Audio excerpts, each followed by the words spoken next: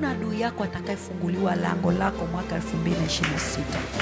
Watagonga sana kwenye mlango wako wa mafanikio, hawatafunguliwa. Watagonga sana kwenye mlango wako wa afya, hawatafunguliwa. Watagonga sana kwenye mlango wako wa baraka, hawatafunguliwa. Kila adui atakayegonga mlango kwenye hatima yako hatafunguliwa. Kwa jina la Yesu hatafunguliwa. Kibali cha Mungu kilichokuwezesha kumaliza 2025 na kikakupeleka 2026, Bwana atakuketisha ndani ya mwaka huo kwa furaha. Bwana atakuketisha kwa mwaka huo kwa amani. Bwana atakuketisha kwa mwaka huo kwa baraka. Bwana atakuketisha kwa mwaka huo kwa afya njema.